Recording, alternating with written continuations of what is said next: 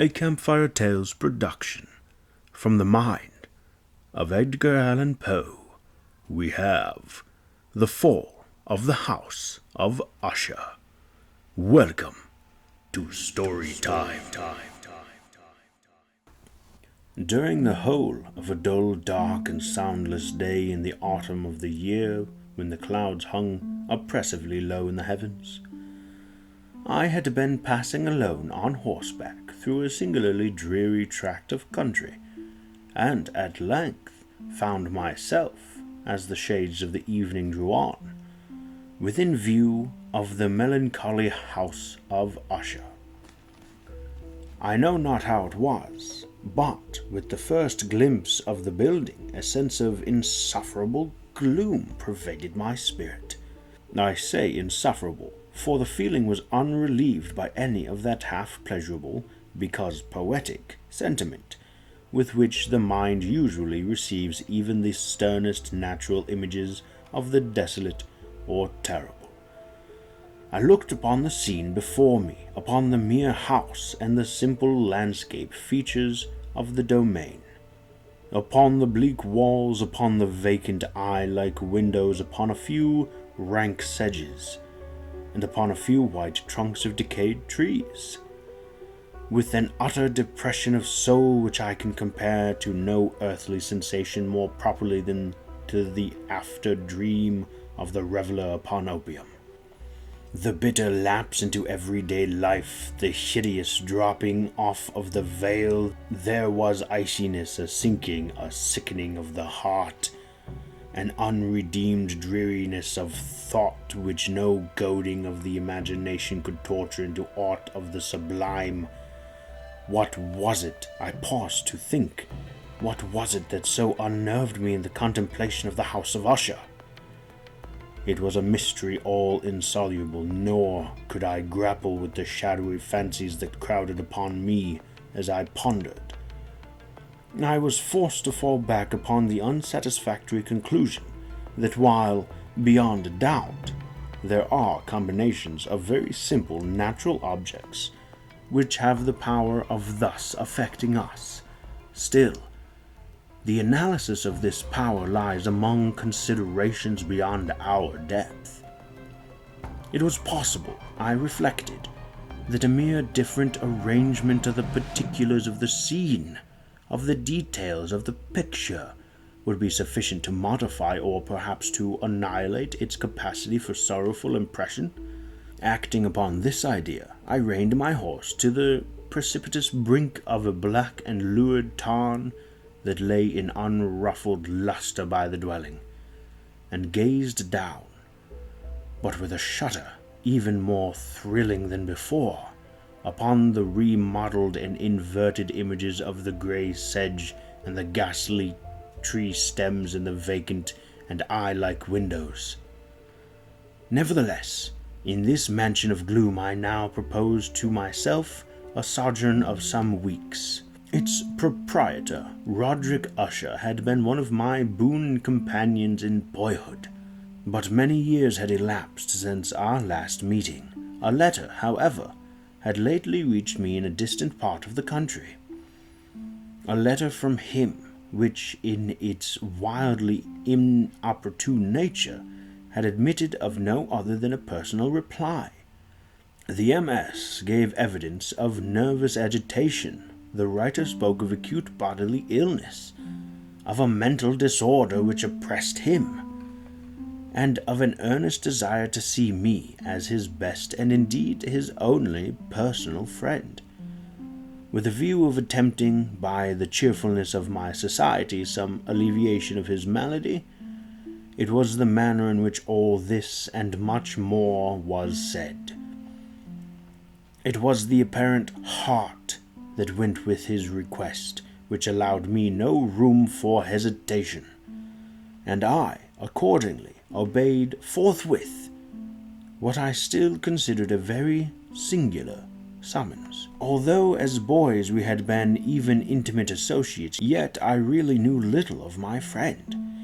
His reserve had been always excessive and habitual. I was aware, however, that his very ancient family had been noted time out of mind for a peculiar sensibility of temperament, displaying itself through long years in many works of exalted art, and manifested of late in repeated deeds of munificent yet unobtrusive charity, as well as in a passionate devotion to the intricacies, perhaps even more than the orthodox and easily recognizable beauties of musical science. I had learned, too, the very remarkable fact that the stem of the Usher race, all time-honored as it was, had put forth at no period any enduring branch. In other words, that the entire family lay in the direct line of descent, and had always, with very trifling and very temporary variation, so lain. It was this deficiency I considered while running over in thought the perfect keeping of the character of the premises with the accredited character of the people, and while speculating upon the possible influence which the one in the long lapse of centuries might have exercised upon the other.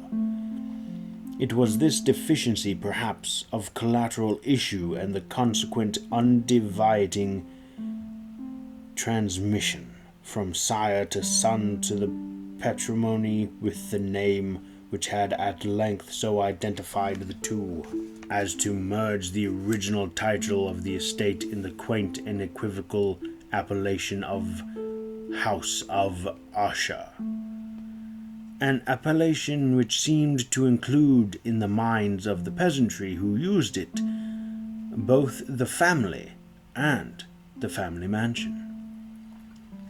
I have said that the sole effect of my somewhat childish experiment, that of looking down within the tarn, had been to deepen the first singular impression.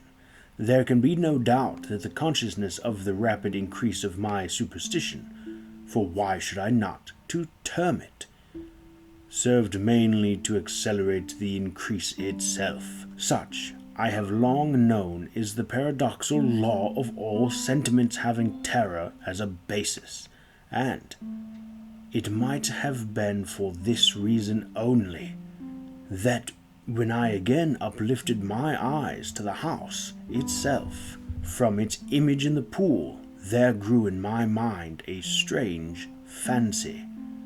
A fancy so ridiculous indeed that I but mention it to show the vivid force of the sensations which oppressed me.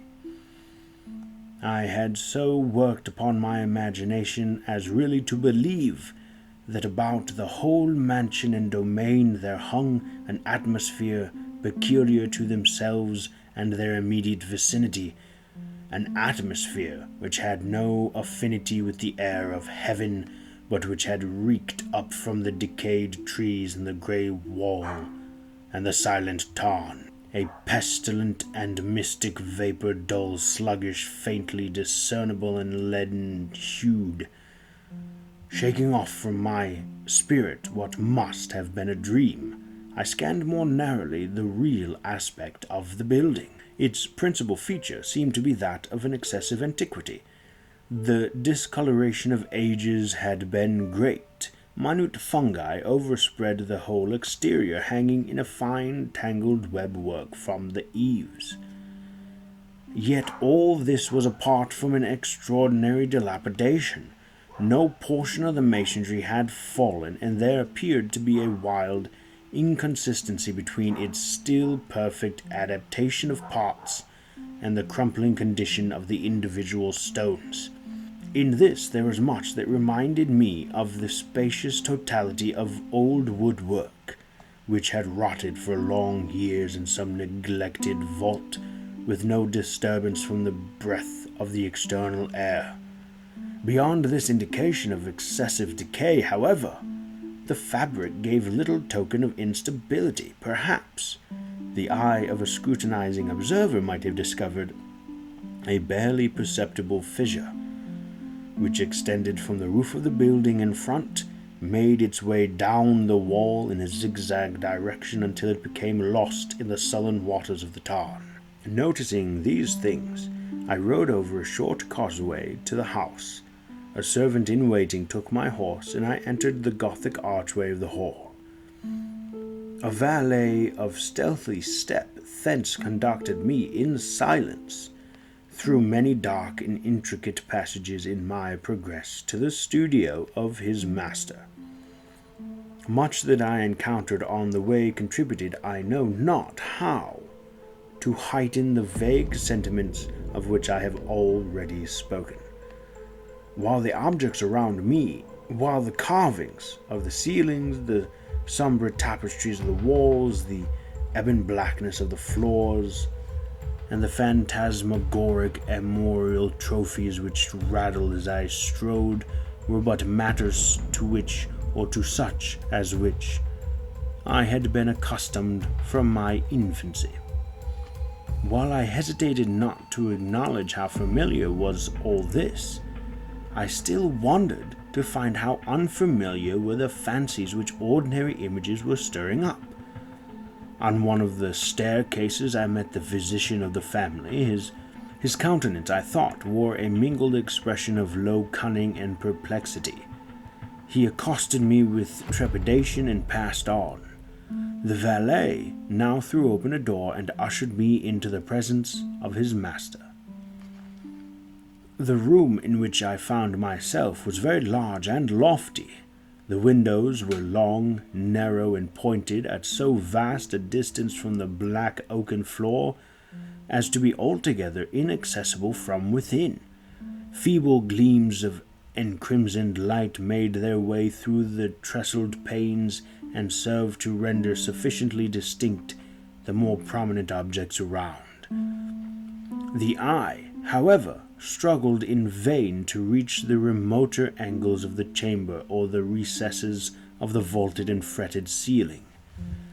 Dark draperies hung upon the walls. The general furniture was profuse, comfortless, antique, and tattered. Many books and musical instruments lay scattered about, but failed to give any vitality to the scene. I felt that I had breathed an atmosphere of sorrow. An air of stern, deep, and irredeemable gloom hung over and pervaded all. Upon my entrance, Usher arose from a sofa in which he had been lying at full length, and greeted me with a vivacious warmth which had much in it. I at first thought of an overdone cordiality, of the constrained effort of the ennuyé man of the world. A glance, however, at his countenance convinced me of his perfect sincerity. We sat down, and for some moments, while he spoke not, I gazed upon him with a feeling half of pity and half of awe. Surely no man had never before so terribly altered in so brief a period as had Roderick Usher. It was with difficulty that I could bring myself to admit the identity of the one being before me with the companion of my early boyhood. Yet the character of his face had been all at times remarkable. A cadaverousness of complexion, an eye large, liquid, and luminous beyond comparison, lips somewhat thin and very pallid, but of a surprisingly beautiful curve, a nose of a delicate Hebrew model, but with a breadth of nostril unusual in similar formations, a finely molded chin speaking in its want of prominence, of a want of moral energy, hair of a more than web-like softness and tenuity.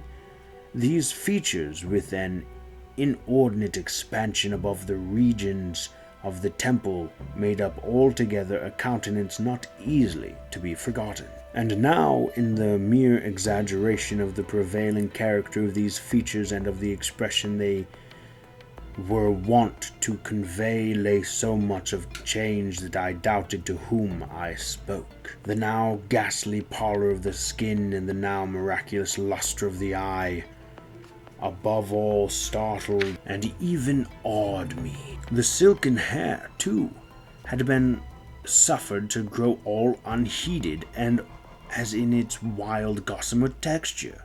It floated, rather fell, about the face. I could not even with effort connect its arboresque expression with any of a simple humanity. In the manner of my friend, I was at once struck with an incoherence, an inconsistency, and I soon found this to arise from a series of feeble and futile struggles to overcome an habitual trepidancy, an excessive nervous agitation. For something of this nature I had indeed been prepared, no less by this letter than by reminiscence of certain boyhood traits, and by conclusions deduced from his peculiar physical conformation and temperament. His action was alternately vivacious and sullen. His voice varied rapidly from a tremulous indecision, when the animal spirit seemed utterly in abeyance, to that species of energetic concision, that abrupt, weighty, unhurried, and hollow-sounding enunciation, that leaden, self-balanced, and perfectly modulated guttural utterance which may be observed in the last drunkard or the irreclaimable eater of opium during the periods of his most intense excitement. It was thus that he spoke of the object of my visit, and of his earnest desire to see me, and of the solace he expected me to afford him. He entered at some length into what he conceived to be the nature of his malady. It was, he said, a constitutional and family evil, and one for which he despaired to find a remedy, a mere nervous affection, he immediately added, which would undoubtedly soon pass off. It displayed itself in a host of unnatural sensations. Some of these, as he detailed them, interested and bewildered me, although perhaps the terms and the general manner of the narration had their weight. I suffered much from a morbid acuteness of the senses. The most insipid food was alone endurable. He could wear only garments of certain texture. The odor of all flowers were oppressive. His eyes were tortured by even a faint light.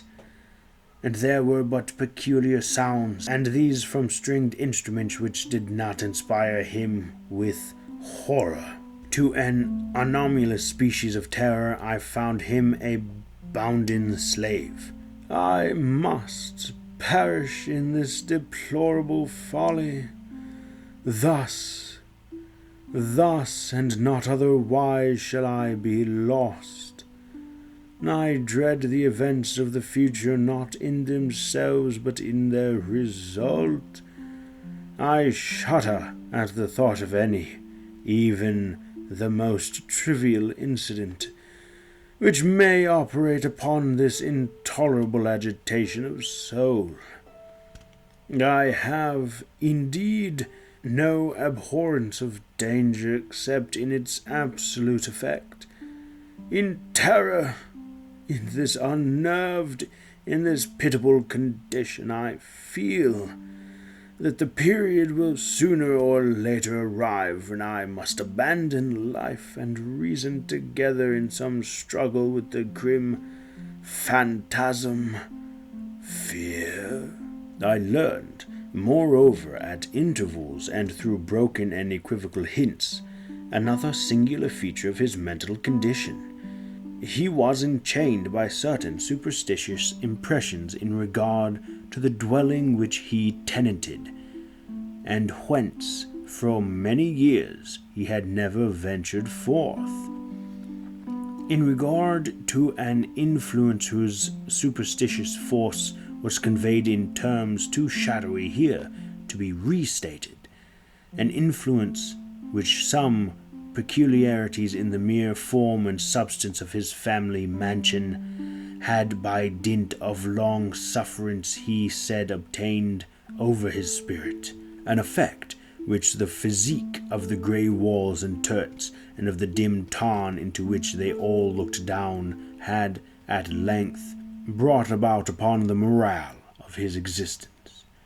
He admitted, however, although with hesitation, that much of the peculiar gloom which thus afflicted him could be traced to a more natural and far more palpable origin, to the severe and the long-continued illness, indeed, to the evidently approaching dissolution of a tenderly beloved sister, his sole companion for long years, his last and only relative on earth. Her decease, he said, with a bitterness which I can never forget, would leave him the hopeless and the frail, the last of the ancient race of the Ushers. While he spoke, the Lady Madeline, for so was she called, passed slowly through a remote portion of the apartment and, without having noticed my presence, disappeared. I regarded her with an utter astonishment not unmingled with dread, and yet I found it impossible to account for such feelings. A sensation of stupor oppressed me as my eyes followed her retreating steps. When a door at length closed upon her, my glance sought instinctively and eagerly the countenance of the brother, but he had buried his face in his hands, and I could only perceive that a far more than ordinary wanness had overspread the emaciated fingers, through which trickled many passionate tears. The disease of the Lady Madeline had long baffled the skill of her physicians. A settled apathy, a gradual wasting away of the person, and frequent although transient affections of a particularly cataleptical character, were the unusual diagnosis. Hitherto she had steadily borne up against the pressure of her malady, and had not betaken herself finally to bed, but on the closing in of the evening of my arrival at the house, she succumbed, as her brother told me at night with inexpressible agitation, to the prostrating power of the destroyer, and I learned that the glimpse I had obtained of her person would thus probably be the last I should obtain, that the lady, at least while living, would be seen by me no more. For several days ensuing her name was unmentioned by either Usher or myself, and during this period I was busied in earnest endeavors to alleviate the melancholy of my friend. We painted and read together, or I listened as if in a dream to the wild improvisations of his speaking guitar, and thus, as a closer and still closer intimacy admitted me more unreservedly into the recesses of his spirit, the more bitterly did I perceive the futility of all attempt at cheering a mind from which darkness, as if an inherent positive quality, poured forth upon all objects of the moral and physical universe in one unceasing radiation of gloom. I shall ever bear about me a memory of the many solemn hours I thus spent alone with the master of the house of Usher. Yet I should fail in any attempt to convey an idea of the exact character of the studies or of the occupations in which he involved me, or led me the way. An excited and highly distempered ideality threw a sulphurous lustre over all. His long improvised dirges will ring forever in my ear. Among other things, I hold painfully in mind a certain singular perversion and amplification of the wild air of the last waltz of Von Weber, from the paintings over which his elaborate fancy brooded, and which grew touch by touch into vagueness at which I had shuddered the more thrillingly, because I shuddered knowing not why. From these paintings, vivid as their images now are before me, I would in vain endeavor to induce more than a small portion which should lie within the compass of merely written words. By the utter simplicity, by the nakedness of his designs, he arrested and overawed attention. If ever mortal painted an idea, that mortal was Roderick Usher. For me, at least, in the circumstances then surrounding me, there arose out of the pure abstractions which the hypochondriac contrived to throw upon his canvas an intensity of intolerable awe, no shadow of which felt I ever yet in the contemplation of the certainly glowing yet too concrete reveries of Fuseli. One of the phantasmagoric conceptions of my friend, partaking not so rigidly to the spirit of abstraction, may be shadowed forth, although feebly, in words. A small picture presented the interior of an immensely long and rectangular vault or tunnel, with low walls, smooth white and without interruption or device. Certain accessory points of the design served well to convey the idea that this excavation lay at an exceedingly depth below the surface of the earth. No outlet was observed in any portion of its vast extent, and no torch or other artificial source of light was discernible, yet a flood of intense rays rolled throughout, and bathed the whole in a ghastly and inappropriate splendor. And I have just spoken of that morbid condition of the auditory nerve which rendered all music intolerable to the sufferer.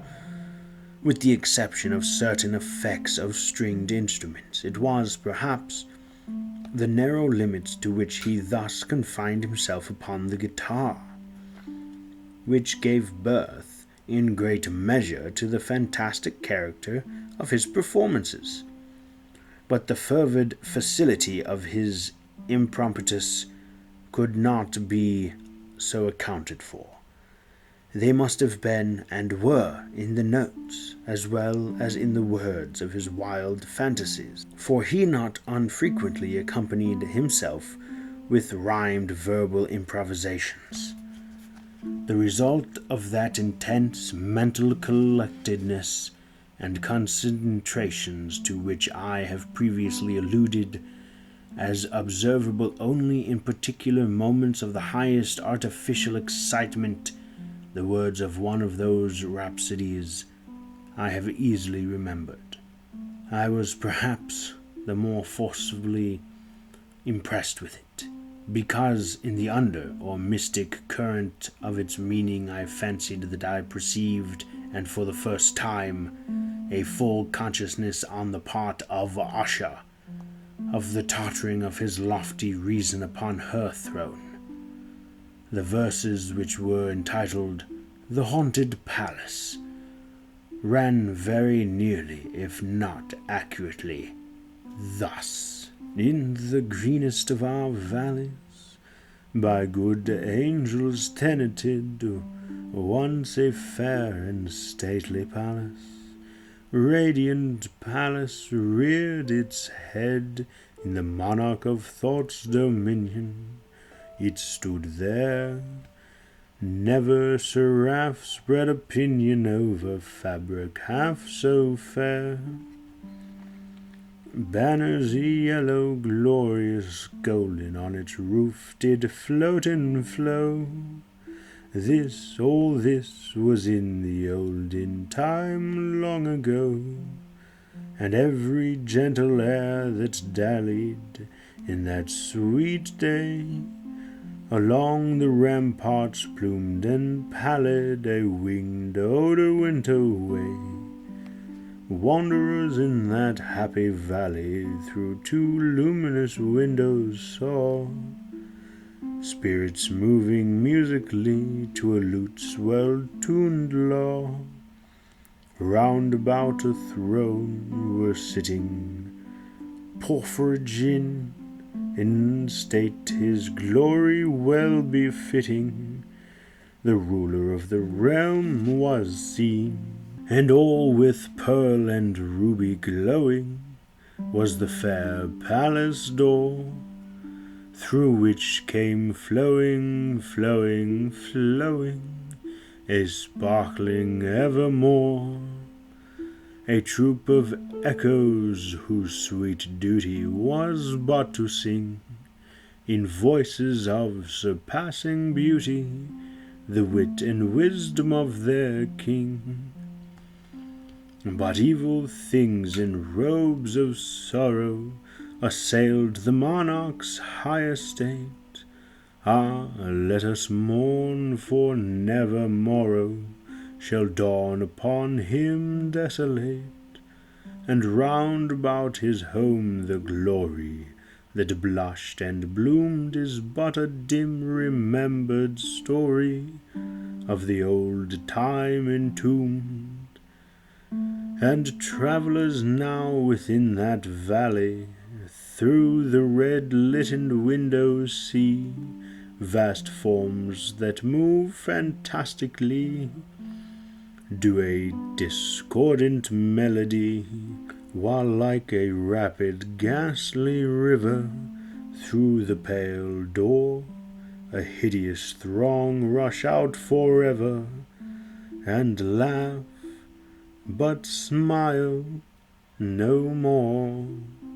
I well remember that suggestions rising from this ballad led us into a train of thought, wherein there became manifest an opinion of Usher's which I mention not so much on account of its novelty, for other men have thought thus, as on account of the pertinacity which he maintained it.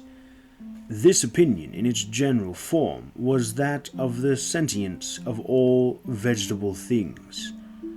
But in his disordered fancy, the idea had assumed a more daring character, and trespassed under certain conditions upon the kingdom of inorganization. I lack the words to express the full extent or the earnest abandon of his persuasion.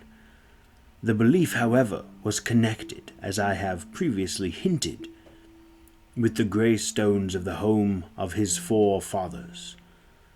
The conditions of the sentience had been there, he imagined, fulfilled in the method of collection of these stones, in the order of their arrangement, as well as in that of the many fungi which overspread them, and of the decayed trees which stood around, above all, in the long undisturbed endurance of this arrangement, and in its reduplication on the still waters of the Tarn.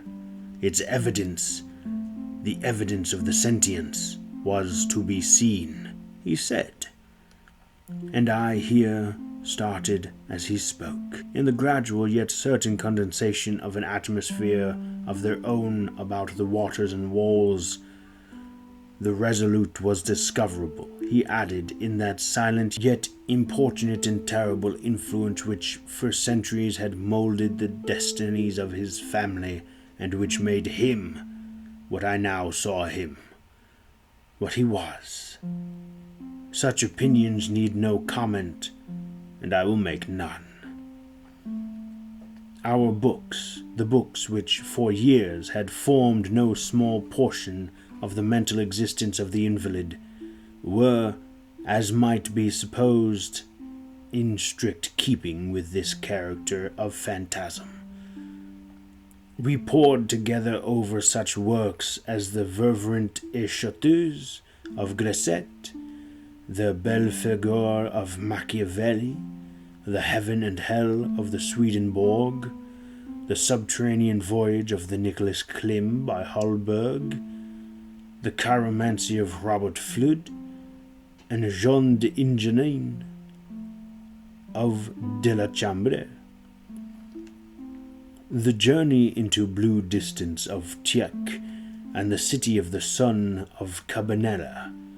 One favorite volume was a small octavo edition of the Directorium Inquisitorium by the Dominican Enimeric de Giron, and there were passages in Pomponius Mela about the old African satires and Egyptians, over which Usher would sit dreaming for hours. His chief delight, however, was found in the perusal of exceedingly rare and curious book in the Quarto Gothic, the Manual of Forgotten Church, the Vigile Mortuum Secudum Chorum Esulae Magnetini. I could not help thinking of the wild ritual of this work, and if its probable influence upon the hypochondriac, when one evening, having informed me abruptly that the Lady Madeline was no more, he stated his intention of preserving her corpse for a fortnight, previously to its final interment, in one of the numerous vaults within the main walls of the building. The worldly reason, however, assigned for this singular proceeding was one which I did not feel at liberty to dispute. The brother had been led to his resolution, so he told me, by consideration of the unusual character of the malady of the deceased, of certain obtrusive and eager inquiries on the part of her medical men, and of the remote and exposed situation of the burial ground of the family.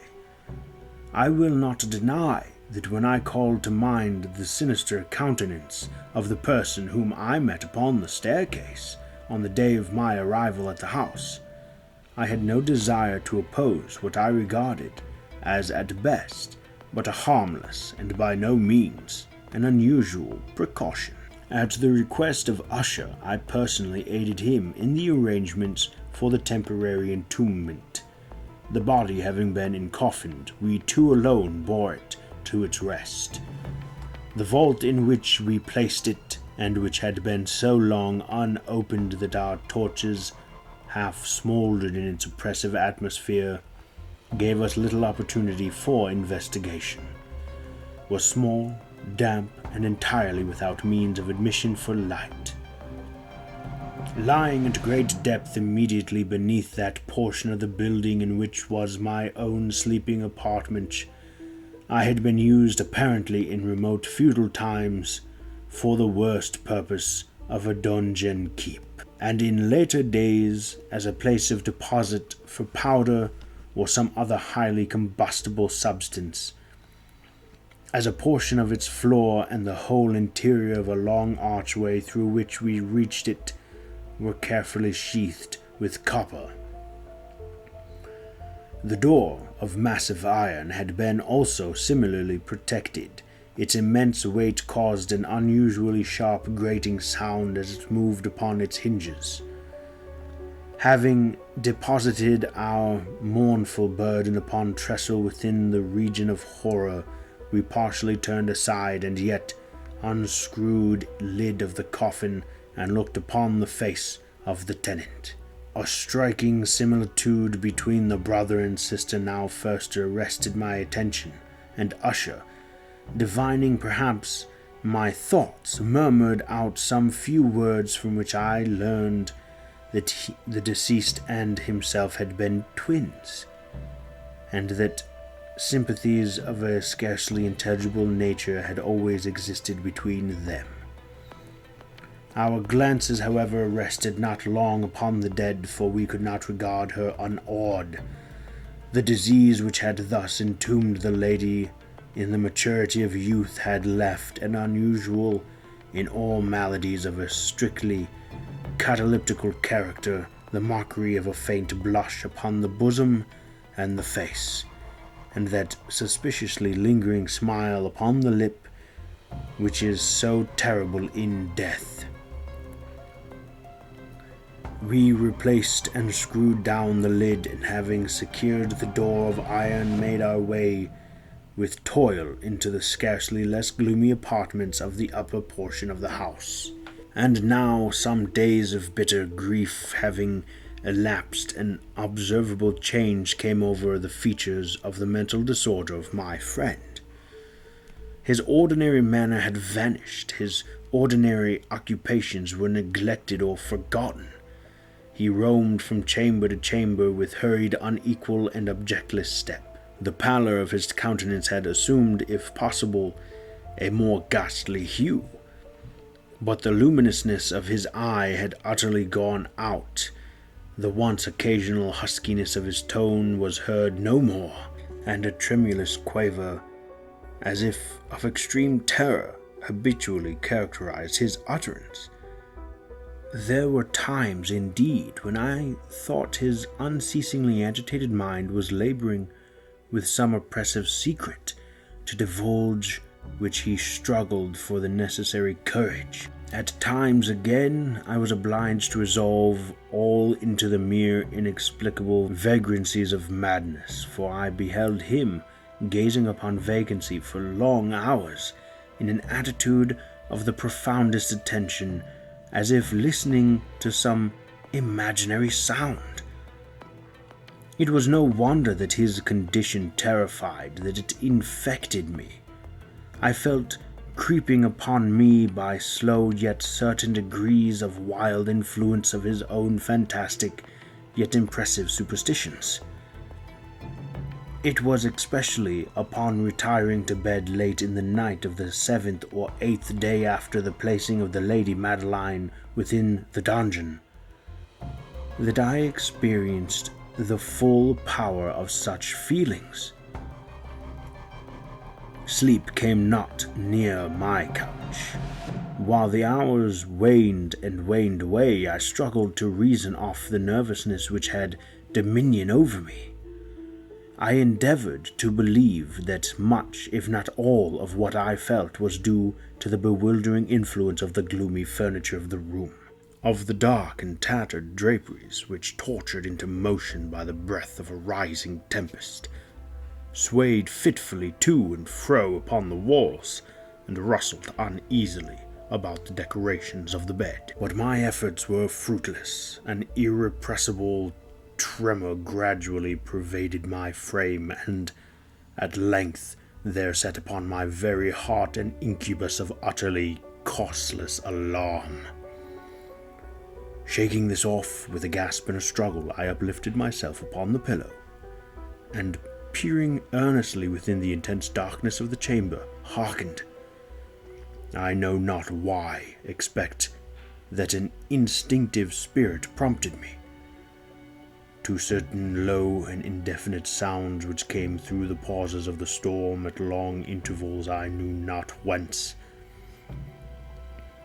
Overpowered by an intense sentiment of horror unaccountable yet unendurable, I threw on my clothes with haste, for I felt that I should sleep no more during the night, and endeavored to arouse myself from the pitiable condition into which I had fallen by pacing rapidly to and fro through the apartment. I had taken but few turns in this manner when a light step on an adjoining staircase arrested my attention. I presently recognized it as that of Usher. In an instant afterward he rapped with a gentle touch at my door, and entered bearing a lamp. His countenance was, as usual, cadaverously wan, but, moreover, there was a species of mad hilarity in his eyes, and evidently restrained hysteria in his whole demeanor. His air appalled me, but anything was preferable to the solitude which I had so long endured, and I even welcomed his presence as a relief. "And you have not seen it?" he said abruptly, after having stared about him for some moments in silence. "You have not seen it? But stay, you shall." Thus speaking, and having carefully shaded his lamp, he hurried to one of the casements and threw it freely open to the storm.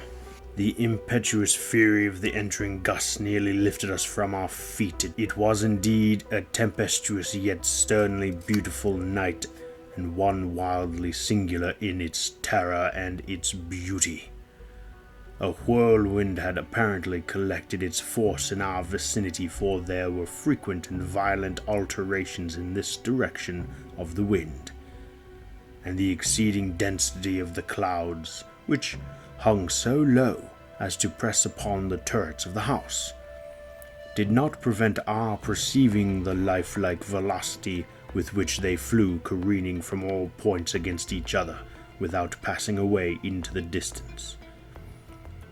I say that even their exceeding density did not prevent our perceiving this, yet we had no glimpse of the moon or stars, nor was there any flashing forth of the lightning, but the under surfaces of the huge masses of agitated vapor, as well as the terrestrial objects immediately around us, were glowing in the unnatural light of a faintly luminous and distinctly visible gaseous exhalation which hung about and enshrouded the mansion.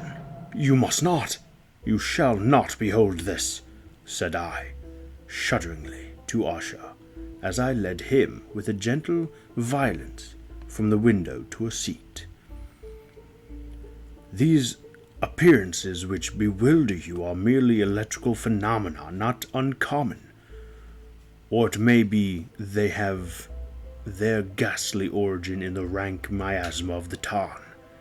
Let us close this casement. The air is chilling and dangerous to your frame. Here is one of your favorite romances. I will read, and you shall listen. And so we will pass away this terrible night together." The antique volume which I had taken up was The Mad Tryst, by Sir Lancelot Canning, but I had called it a favorite of Usher's more in sad jest than in earnest, for, in truth, there is little in its uncouth and unimaginative prolixity which could have had interest for the lofty and spiritual identity of my friend. It was, however, the only book immediately at hand, and I indulged a vague hope that the excitement which now agitated the hypochondriac might find relief, for the history of mental disorder is full of similar anomalies. Even in the extremeness of the folly which I should read, could I have judged indeed by the wild, overstrained air of vivacity which he hearkened, or apparently hearkened, to the words of the tale, I might well have congratulated myself upon the success of my design. I had arrived at that well-known portion of the story where Ethrold, the hero of the tryst, having sought in vain for peaceful admission into the dwelling of the hermit, proceeds to make good an entrance by force. Here, it will be remembered, the words of the narrative run thus. "And Ethrold, who was by nature of a doughty heart, and who was now mighty withal, on account of the powerfulness of the wine which he had drunken, waited no longer to hold parley with the hermit, who in sooth was of an obstinate and maliceful turn, but feeling the rain upon his shoulders, and fearing the rising of the tempest, uplifted his mace outright, and with blows made quickly room into the plankings of the door for his gauntleted hand, and now pulling therewith sturdily, he so cracked and ripped and tore all asunder that the noise of the dry and hollow-sounding wood allumed and reverberated throughout the forest." At the termination of this sentence I started and for a moment paused, for it appeared to me, although I at once concluded that my excited fancy had deceived me, it appeared to me that from some very remote portion of the mansion there came indistinctly to my ears what might have been, in its exact similarity of character, the echo, but a stifled and dull one certainly, of the very cracking and ripping sound which Sir Lancelot had so particularly described. It was beyond doubt the coincidence alone which had arrested my attention, for amid the rattling of the sashes of the casements and the ordinary commingled noises of the still increasing storm, the sound in itself had nothing, surely, which should have interested or disturbed me. I continued the story. But the good champion Ethelred, now entering within the door, was sore enraged and amazed to perceive no signal of the maliceful hermit, but in the stead thereof a dragon of a scaly and prodigious demeanour and a fiery tongue, which sate in guard before a palace of gold with a floor of silver, and upon the wall there hung a shield of shining brass with this legend enwritten: Who entereth herein a conqueror hath been, who slayeth the dragon, the shield he shall win. And Ethelred uplifted his mace and struck upon the head of the dragon, which fell before him, and gave up his pesty breath with a shriek so horrid and harsh, and withal so piercing, that Ethelred had feigned to close his ears with his hands against the dreadful noise of it, like the whereof has never before heard. Here again I paused abruptly, and now with a feeling of wild amazement, for there could be no doubt whatsoever that in this instance I did actually hear, although from what direction it proceeded I found it impossible to say, a low and apparently distant but harsh, protracted and most unusual screaming or grating sound, the exact counterpart of what my fancy had already conjured up for the dragon's unnatural shriek, as described by the romancer.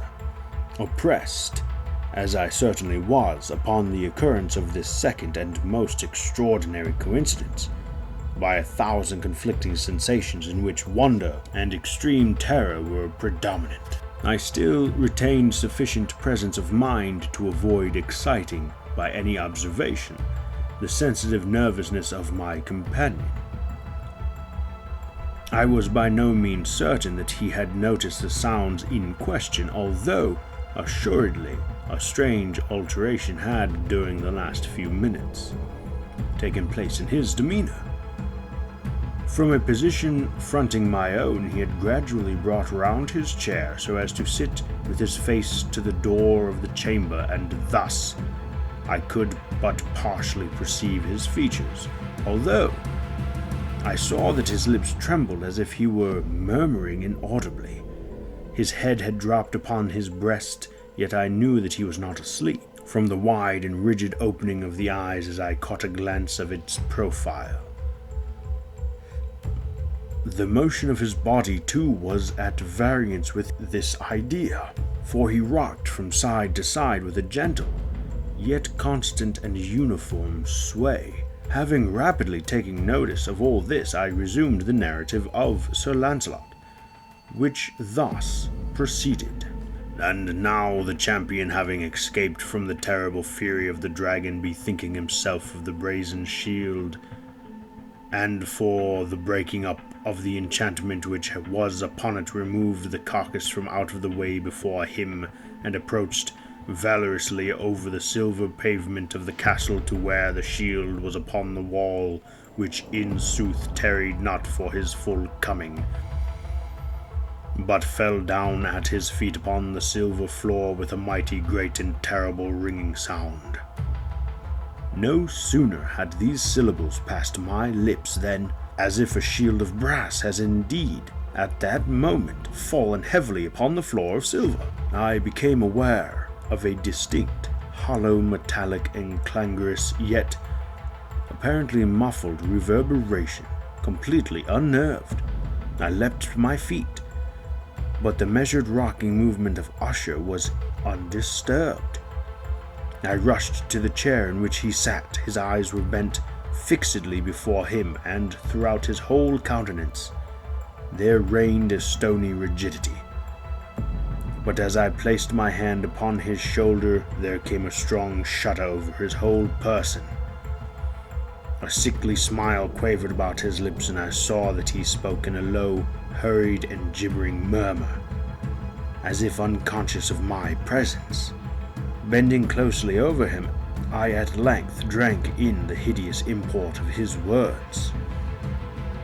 Not hear it, yes, I hear it, and have heard it, long, many minutes, many hours, many days, have I heard it, yet I dare not Oh, pity me, miserable wretch that I am. Oh, I dared not speak. We have put her living in the tomb. Said I not that my senses were acute? I now tell you that I heard her first feeble movements in the hollow coffin. I heard them many, many days ago, yet I dared not speak. And now, tonight, enthralled, the breaking of the helmet's door and the death cry of the dragon, and the clangor of the shield, say rather the rending of her coffin, and the grating of the iron hinges of her prison, and her struggle within the cupboard archway of the vault. Oh, whither shall I fly? Will she not be here anon? Is she not hurrying to upbraid me for my haste? Have I not heard her footsteps on the stair? Do I not distinguish the heavy and horrible beating of her heart? Madman! Here he sprang furiously to his feet and shrieked out his syllables as if in the effort he were giving in his soul. Madman, I tell you that she now stands without the door! As if in superhuman energy of his utterance there had been found the potency of a spell, the huge antique panels to which the speaker pointed threw slowly back upon the instant their ponderous and ebony jaws. It was the work of the rushing gust, but then without those doors there did stand the lofty and enshrouded figure of the Lady Madeline of Usher. There was blood upon her white robes, and the evidence of some bitter struggle upon every portion of her emaciated frame. For a moment she remained trembling and reeling to and fro upon the threshold. Then, with a low, moaning cry, fell heavily inward upon the person of her brother, and in her violent and now final death agonies bore him to the floor, a corpse, and a victim to the terrors he had anticipated. From that chamber and from that mansion I fled aghast. The storm was still abroad in its wrath as I found myself crossing the old castaway. Suddenly there shot along the path a wild light, and I turned to see whence a gleam so unusual could have issued, for the vast house and its shadows were alone behind me. The radiance was that of the full setting and blood-red moon, which now shone vividly through that once barely discernible fissure of which I have before spoken, as extending from the roof of the building in a zigzag direction to the base. While I gazed, this fissure rapidly widened. There came a fierce breath of the whirlwind. The entire orb of the satellite burst at once upon my sight. My brain reeled as I saw the mighty walls rushing asunder. There was a long, tumultuous shouting sound from the voice of 1,000 waters, and the deep and dank tarn at my feet closed sullenly and silently over the fragments of the house of Usher. If you enjoyed the story, please like, comment, and subscribe, and follow me on Twitter. The information shall be in the description, so that you never miss a story. Until next time, my friends, fare thee well.